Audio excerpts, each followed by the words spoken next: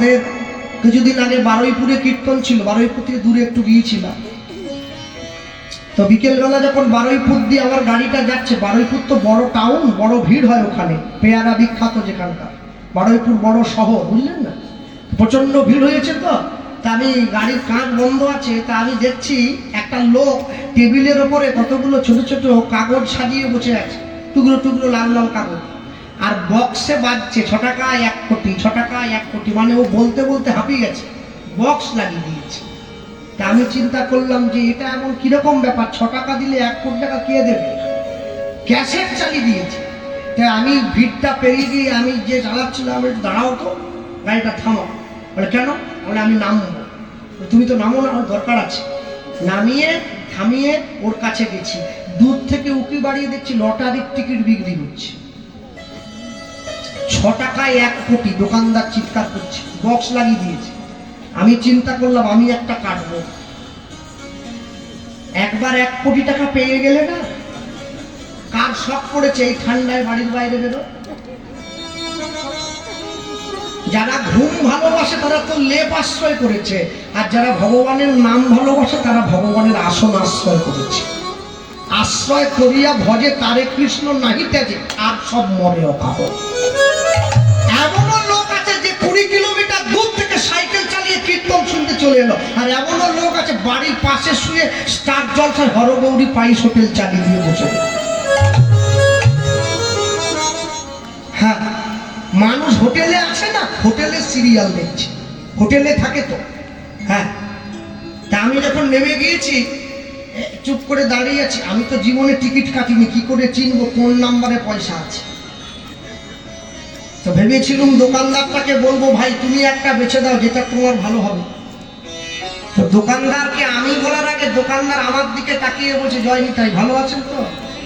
আমি সঙ্গে সঙ্গে হাত ঘুরিয়ে নিয়েছি, সর্বনাশ করেছি, কেন ও তো চিনে গেছে, ইউটিউবে দেখছিল। তা আমি চিন্তা করলাম আমি যদি টিকিট কাটি, আমাকে যেমন করে ইউটিউবে ভাইরাল হতে হয়েছে, এটাও ভাইরাল হবে যে গোপাল কৃষ্ণ পাল জুয়া খেলছে। ও বলছে স্যার দেবো না? কেমন? না না, দেখতে ব্যবসা কেমন চলছে? বলে দাদা আসো একটা চা খান।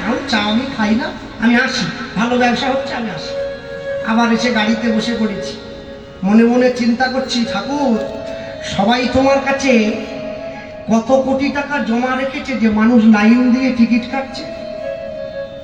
এই ব্যাংকে টাকা জমা রাখলে তুমি এই ব্যাংকে সুদে বাড়বে তোমার, তুমি সুদের টাকা বসে খাবে। 1 কোটি টাকা পেতে গেলে তোমাকে ভগবানের ব্যাংকে টাকা জমা করতে হবে, জমা করো তবে তো পাবে। হ্যাঁ, চৈতন্য উৎসবের মহোৎসবের কমিটি যখন তোমার বাড়িতে গিয়ে ভিক্ষা পুটুলি নিয়ে দাঁড়ায়, তুমি 21 টাকা ছুড়ে দাও। সামনের বছর 11 টাকা দিয়েছিলাম, এই বছর 21 টাকা। ওই যে দিলে না, ওইটা তুমি তোমার জন্য দাওনি, ব্যাংকে জমা করলে। এটা সেবা। টাকাটা নিয়ে গিয়ে কমিটির লোকেরা মেয়ের বিয়ে দেবে, নিয়ে ভক্ত সেবায় দেবে।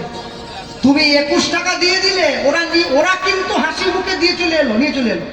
তুমি মনে রেখো, ওরা নিয়ে আসার সময় তোমাকে বলে আসলো, কাকিমা বাড়িতে মেম্বার কতজন? বলে 25 জন। বলে সবাই মিলে যাবেন কিন্তু, রবিবার দিন প্রসাদের নিমন্ত্রণ। 21 টাকায় 25 জনের প্রসাদ। শুধু গেলে হবে না, শুধু আসলে হবে না, আপনি টিফিন বাটি নিয়ে আসবেন। মেদিনীপুর না, ডাল চচ্চড়ি যা আছে। লোকে গ্লাস বাড়ি দেয়, বলে পায়েসটা গ্লাসে দিয়ে দে। 21 টাকা দিয়েছ, 30 জনে প্রসাদ নিতে এসেছ, 6 টাকা নেনেছ, ভরে নিয়ে গ্লাস বাড়ি দিচ্ছে, পায়েস নিচ্ছে, টাকা শোধ হয়ে গেছে। তো তার নাই, প্যান্ডেলের বাইরে কিছু নেই। মনে রাখবে, এই যে আমার মাকে দেখছেন না, পাশে এসেছে, রোজ দুপুরবেলা স্নান করে আমি দেখি ঠাকুর ঘরে গিয়ে আমার মা একবারে মাথা ঠুকছে। আমি ভাবছি মনে মনে, ওই জন্যই গানটা বেড়ে যাচ্ছে, একটু দিন যাচ্ছে, কেন মা মাথা ঠুকছে প্রচন্ড। তারপরে ঘরের বাইরে দাঁড়িয়ে শুনলাম ঠাকুরকে বলছে, প্রভু আমার ছেলে যদি 1 লাখ টাকায় গাইতে পারে, তোমাকে একটা কালাকাঁদ খাওয়াবো।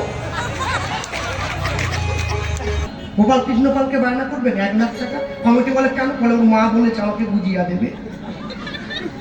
আহা, ভগবানের খেয়ে দিয়ে কাজ নেই, তোমার কালো মেয়ের জন্য মাস্টার বর খুঁজছে। তুমি ঠাকুরের কাছে মানত করেছো। ভগবানের কাছে গিয়ে কোনোদিন এইসব চাইতে নেই। ভগবানের কাছে ভক্তি চাইবে, প্রেম চাইবে, কৃপা চাইবে, করুণা চাইবে।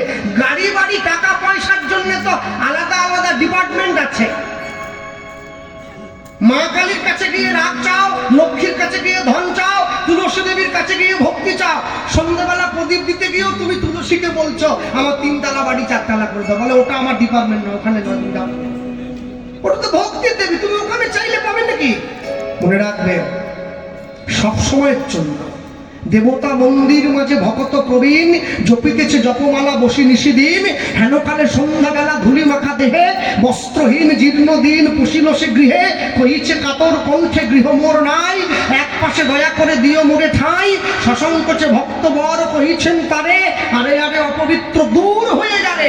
সে কহিল চলিলাম চক্ষের নিমেষে, ভিখারি ধরিল মুক্তি দেবতার বেশে।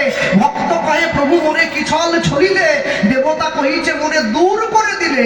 জগতে দরিদ্র রূপে ফিরি দয়া তারে, গৃহহীনে গৃহ দিলে আমি থাকি ঘরে। নিতাই গৌর প্রেমানন্দ হরি বল হরি বল। দেবতার বিদায় বিশ্বকবি রবীন্দ্রনাথ। মনে রাখবে ভক্তমণ্ডলী মায়েরা, ভগবানের কাছে পরমার্থিক সঞ্চয় করতে হয়। পরমার্থিক সঞ্চয় আমার সে সামর্থ্য নেই, আমি আমার বাড়িতে একটা অনুষ্ঠান করব বড় করে, তাই আমার বাড়িতে যখন হরিনামের দল, হরিনামের কমিটি গিয়ে দাঁড়াবে, আমি তাদের বাঁচলে ভিক্ষার ঝুলিতে আমি আমার সাধ্য মতো দেবো। সেই দান মহাদানের কাজ হবে। দান করলে কোনোদিন সম্পত্তি কমে যায় না। এ দান কেহ নাহি নিবে কেড়ে, যতই করিবে দান ততই যাবে বেড়ে। কোনোদিন সব সময়ের জন্য মনে রাখবেন, যখন ভগবানের সেবার জন্য, কীর্তন মহোৎসবের জন্য, ভক্ত সেবার জন্য মানুষে গিয়ে তোমার ঘরের দরজায় দাঁড়াবে, তুমি দয়া করে দান করবে 101 টাকা। একজন বৈষ্ণবের সেবা দেবে। আমার অর্থ তোমাদের কাছে আমি জমা নয়, আমি গোবিন্দ চরণে, মহাপ্রভুর চরণে জমা দিলাম। এই দান একদিন ঠিক তোমার কাছে 4 গুণ হয়ে ফিরে আসবে। ভগবান কারো কাছে ঋণী থাকে না, সবার ঋণ সে শোধ করে দেয়। নিতাই বল হরি বল। এই যে এত ঠান্ডার মধ্যে বসে কীর্তন শুনছেন আপনারা, এটাও সে হিসেব রাখছে।